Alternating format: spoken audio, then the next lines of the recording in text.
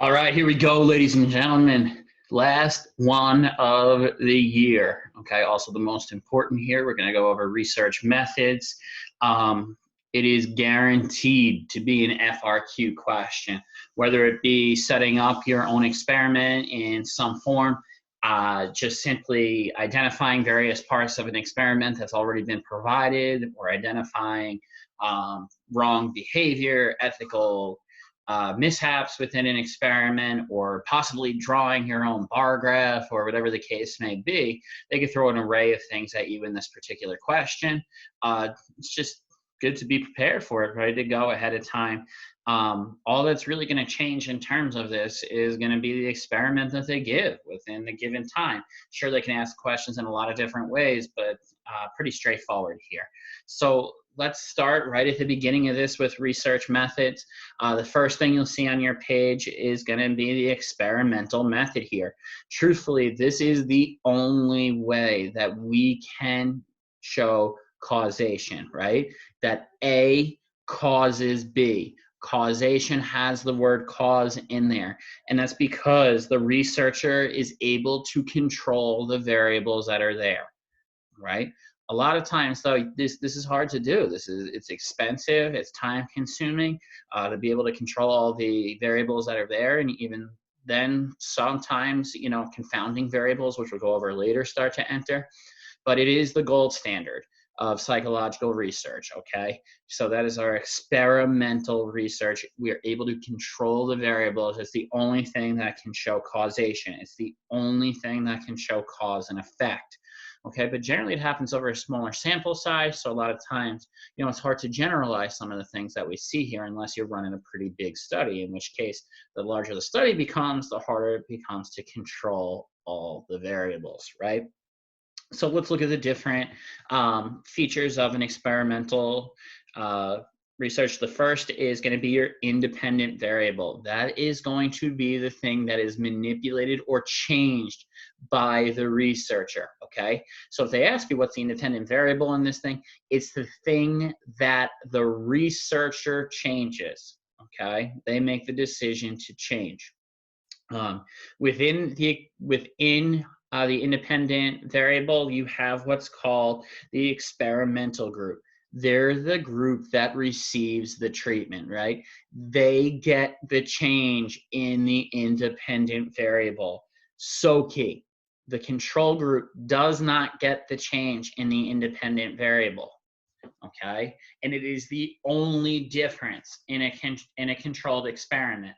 There is one change that is made, and that change is given, okay, to the experimental group here. The control group gets the placebo, okay? Their change, they do not get a change in the independent variable.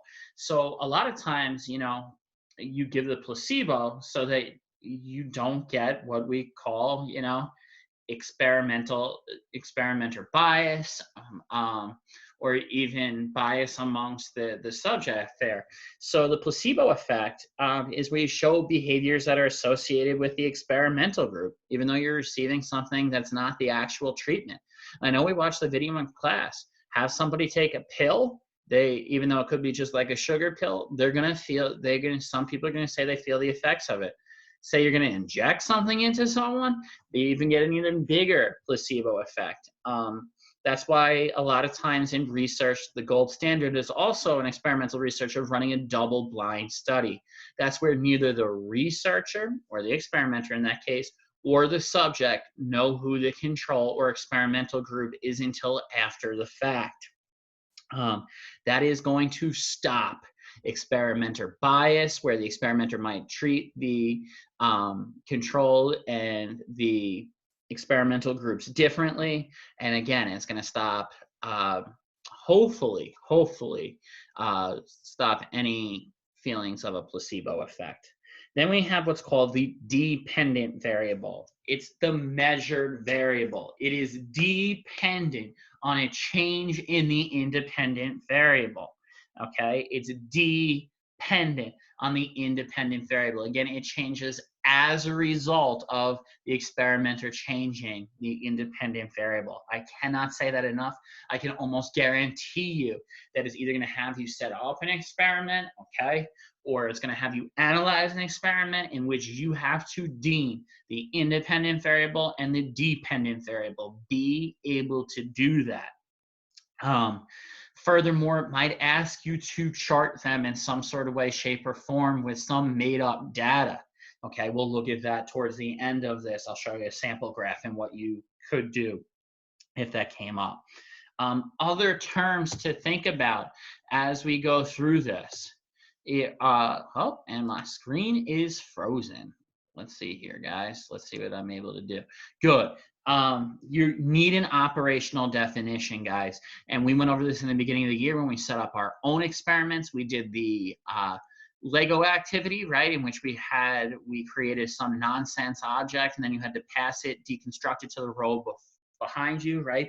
And they had the directions, and it requires detailed directions. But an operational definition is a clear, a specific, okay, typically quantifiable definition of your variable, and it allows for replication, because what do we want in scientific research?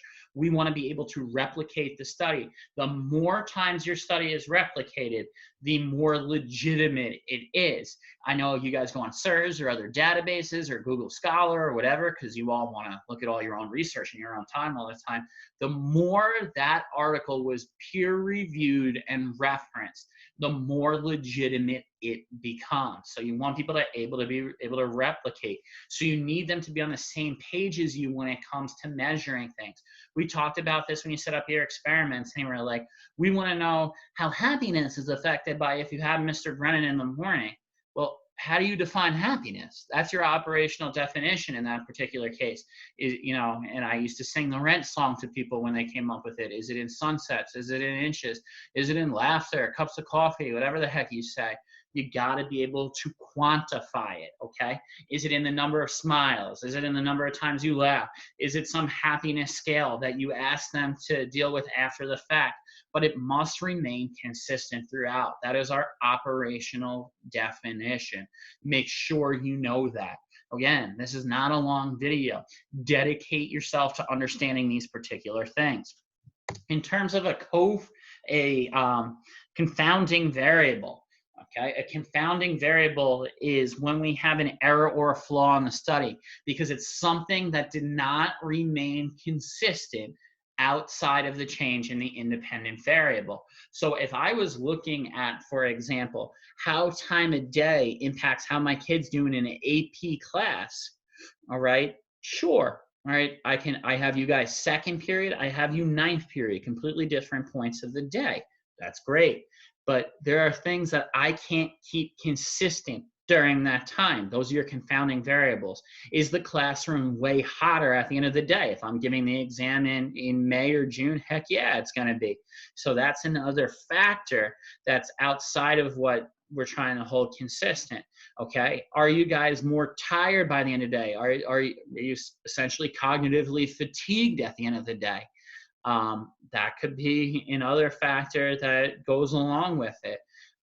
Could it be the class you came from before has an impact on this particular class? So you want to minimize to the largest extent possible the amount of confounding variables you have in an experiment. Ideally, the only thing that should change is the researcher changing the independent variable. In terms of random assignment and random sample, let me move myself across the screen here. So important to have this.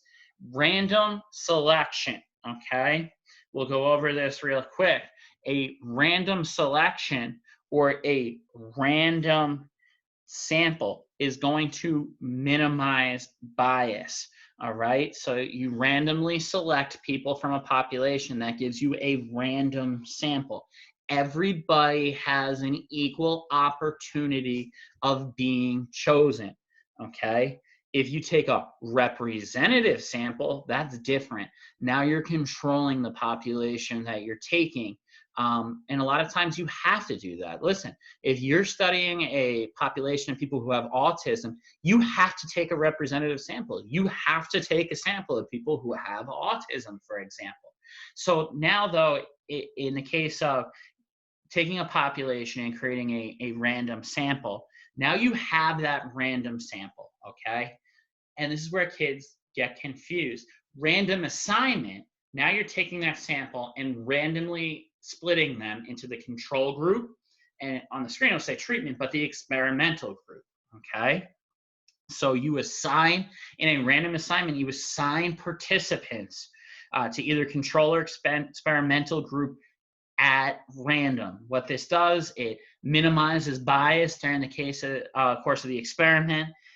It's going to make sure that there is an increased chance of equal representation in terms of who's getting the treatment, okay, or the change in the independent variable. And guys, we talked about this and we continue to talk about it. It was not just here. We did it when we did intelligence. We did it when we do personality tests, any type of testing. That idea of validity and reliability. You want a test that's both valid and reliable. Listen, the AP might ask you, it might be in question form rather than just a term when it comes to the FRQ. What was this experiment reliable or valid? And you got to be able to explain why. Remember, validity is about having accurate results, okay? Again, validity is about accurate results. Are we testing what we're supposed to test, okay? Is an IQ test, is this test, if it's an IQ test, is it actually testing your IQ? Does it do that? In terms of reliability, do you get the same results time and time again? Okay, that becomes so important here.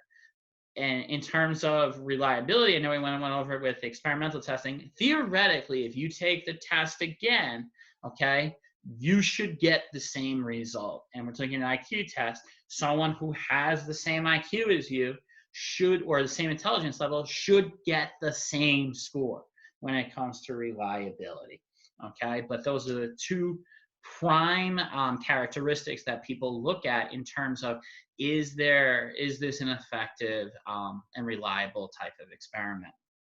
In terms, okay, of correlational research, really important here, guys. Correlational research, you see the word relation in there.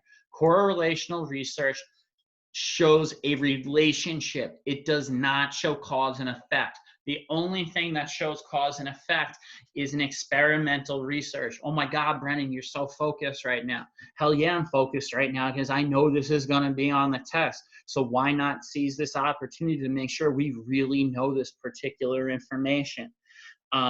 In terms of a correlation, you identify a relationship between two variables. Again, no cause and effect. But we've seen this, okay, time and time again.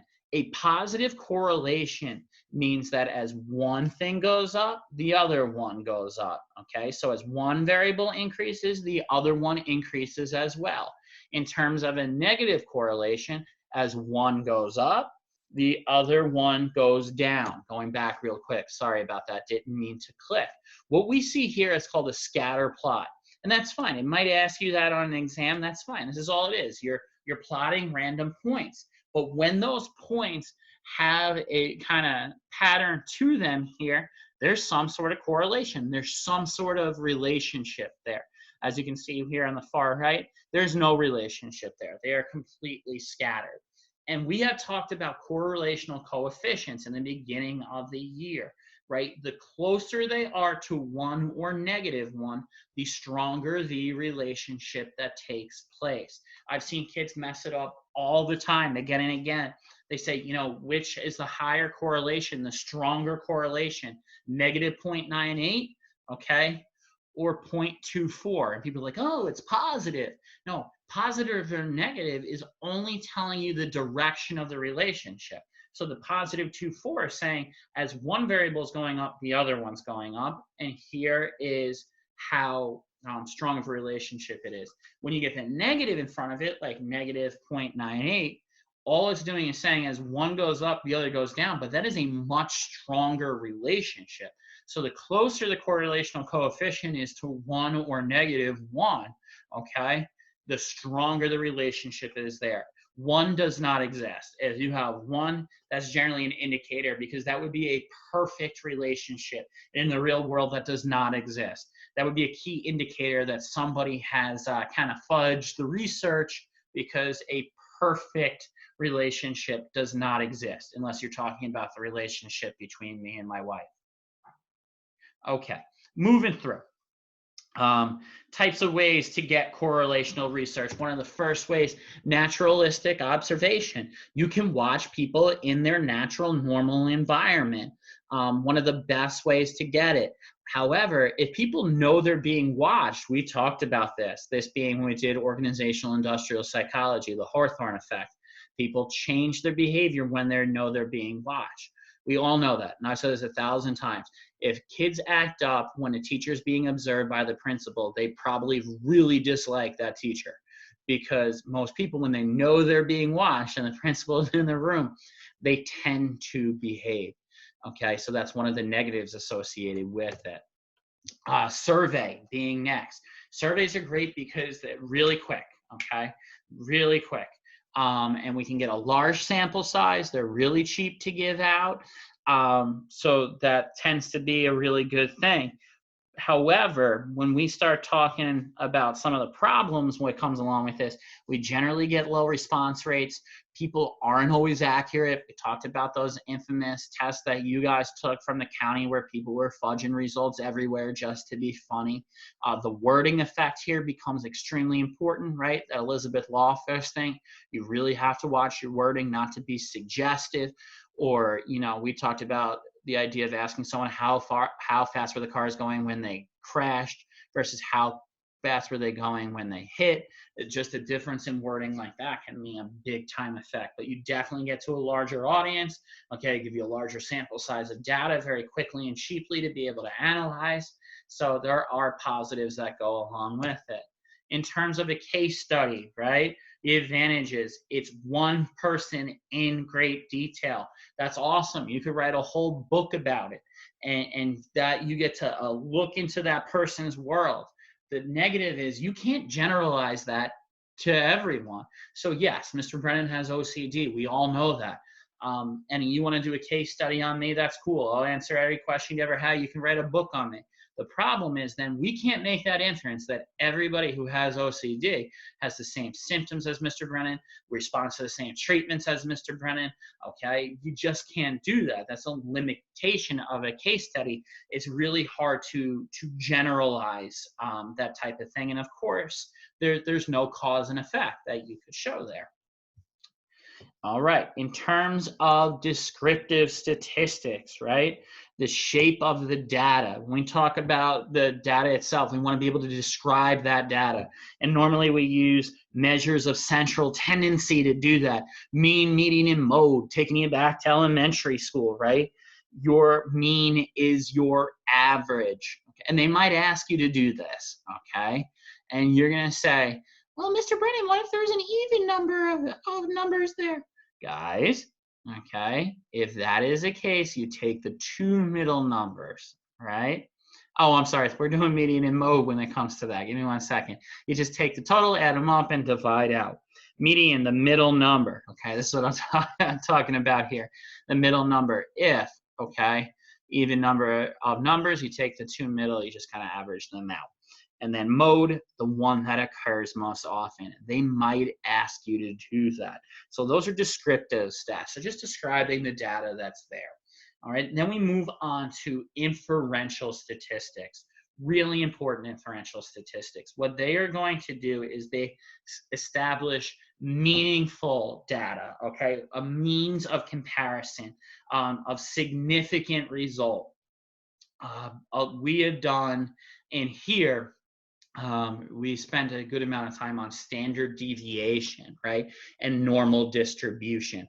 That's something we would be talking about here that allows us to take that study, that sample of data in that time, and be comparative to other areas, to allow it to be norm referenced, really important. And finally, ethical guidelines to psychology. They might ask you, they might say, hey, what's going on in this experiment that ain't kosher? And we see APA guidelines there, American Psychological Association guidelines. I had you guys look at numerous controversial studies this year, right? The Milgram experiment, the shock experiment was one of them. The Stanford prison experiment was another highly controversial study that took place. Okay, those are like the two major ones we really think about. The Tuskegee syphilis incident, where people weren't told, hey, you know, there's a cure for this that you could be given, because they wanted to continue to study these individuals. The Rosenhan study are just a couple off the top of my head we can talk about with this. And the things we look about here, confidentiality. So when this is over, your name can't be all over the place in terms of published in a particular study. That can't be the case. You need informed consent, which means you have to agree to be part of this study. You can't be forced into it for whatever reason. You need to debriefing afterwards. Hey, what just went on here? What was I a part of? What does the data say? You have that right. And if you're going to use deception, okay, it has to be warranted. Like in the Milgram shock experiment, we talked about, you can't leave someone hanging, okay, after the fact and think that they might have killed someone or delivered a lethal level of electrical shock. That can't happen. At this point, deception has to be warranted, but you don't get away with the same level of it anymore. All right, we see here, just real quick, your mean, median, and mode, as my computer was sticking, so I just continued to talk, I guess freezing, not sticking. We talk about normal distribution in the same way here. And going back real quick, like I said, hey, you got to develop a graph, you got to develop a graph. You're not sitting there, guys, and they probably won't do this on the test, but say for some reason they did. I don't believe so this year, because then you'd have to draw it and take a picture, so it'd be annoying. But even if we're looking at reading a graph, dependent variable on the y-axis, independent variable on the x-axis, that's all you need, okay, to be able to do this. So if you look at the FRQ that's there, it was a sample FRQ that I took from College Board. You can see there's parts A, B. A has a couple of questions. You would take it the same way, right? You just bullet them out. You don't have to list them, A and B, boom, boom. Answer the specific questions. Generally, they have some term in there anyway. Then the second part of that offers a couple of terms of define those terms, apply it to the study that's at hand, whatever you have to do. If you got to come up with an operational definition, you do it. You got to identify confounding variables, you do it. Okay. You got to come up with ethical guidelines or ethical guidelines that were broken, you do it. Of course, in those cases, you're not going to have to define things, okay? So this one, that whole SOTA structure, works out really well. You still use it, but there's going to be times where you just can't, okay? If they ask you to develop your own operational definition, sure, you could say, hey, an operational definition allows for replication in a study. In this particular study, boom. Okay, that can happen, but it isn't as necessary as in the first question, where you'll have probably most likely have a list of terms that you have to go at. All right, so this concludes our last review here. If you have any questions, comments, concerns, or curse words, I would suggest that you give them to somebody else, because I don't want to hear from you. Actually, just kidding. I would love to hear from you guys. So give me a shout if you have any questions whatsoever about this. Again, when it comes to this particular unit, I would probably look at doing that full FRQ, and then I'll send out the answer guide that goes along with it, just so you grow comfortable with it. All right, guys, take care and have a fantastic night.